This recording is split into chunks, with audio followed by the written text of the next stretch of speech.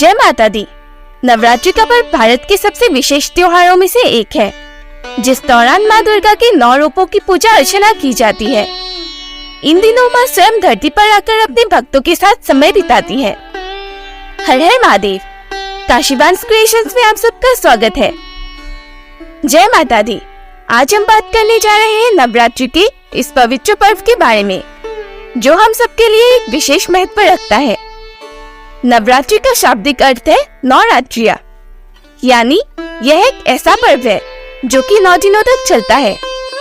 हर दिन हम माँ दुर्गा के अलग अलग 9 रूपों की पूजा करते हैं, जो भक्ति, शक्ति और धैर्य का प्रतीक है। इस साल शारदीय नवरात्रि की शुरुआत 3 अक्टूबर दिन गुरुवार से होगी और 12 अक्टूबर दिन शनिवार तक चलेगी। इन 9 दिनों में हम माँ के 9 रूपों का आशीर्वाद प्राप्त करते हैं, जो है माँ शैलपुत्री, माँ ब्रह्मचारिणी, माँ चंद्रघंटा, माँ कुष्मांडा, माँ स्कंदमाता, माँ कात्यायनी, माँ कालरात्रि, माँ महागौरी और माँ सिद्धिदात्री। हर रूप की अपनी अलग कथा और महत्व है, जो हमारी आत्मा को ऊर्जा और शक्ति प्रदान कर देती है। इन देवी रूपों की पूजा करने से हम अपने जीवन में शक्ति और संपन्नता का आगमन करते हैं। तो अब आइए जानते हैं नवरात्रि की पूजा विधि। हम अपने घर में आसानी से नवरात्रि की पूजा कर सकते हैं। तो अब आइए जानते हैं कलश स्थापना की विधि।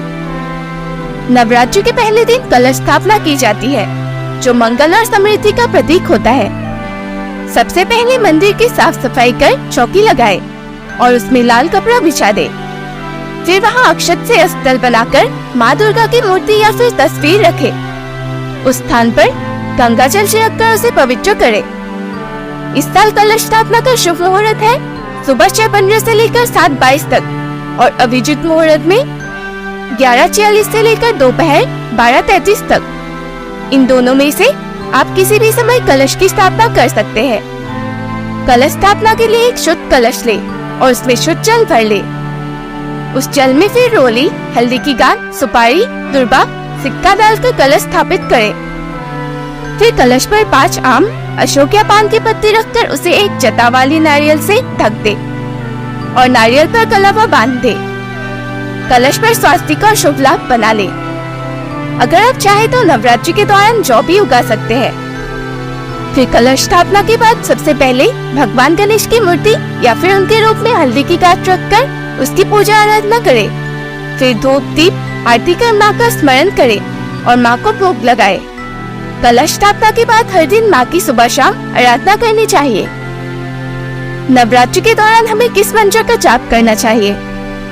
माँ दुर्गा की कृपा प्राप्त करने के लिए ओम नमः दुर्गाय नमः का जाप करें, या फिर आप चाहे तो माँ के 9 रूपों के अलग अलग मंत्रों का जाप भी कर सकते हैं। हर दिन माँ की आरती करना ना भूलें।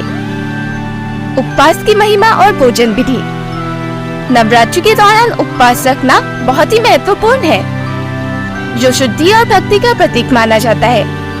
उपवास के दौरान कुत्तों के आटे की पूरी, साबूदाना, सिंघाड़े का आटा और फलाहार का सेवन करना चाहिए।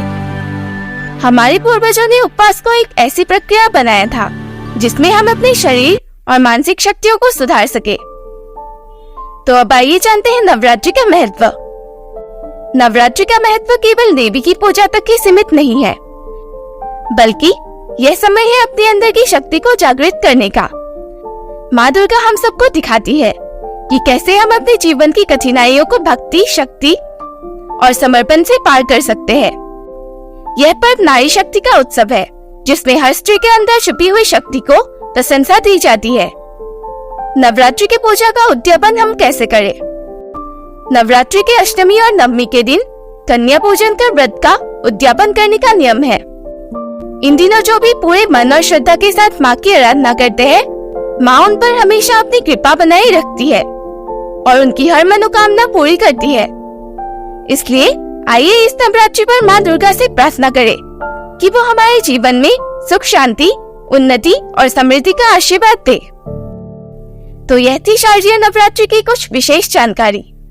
अगर आपको यह वीडियो पसंद आई हो तो कृपया इसे लाइक, कमेंट और अपने दोस्तों के साथ जरूर शेयर करें। और अगर आप हमारे चैनल पर नए हैं तो सब्सक्राइब करना ना भूलें। आप सभी को नवरात्रि की हार्दिक शुभकामनाएं। जय माता दी, हर हर महादेव।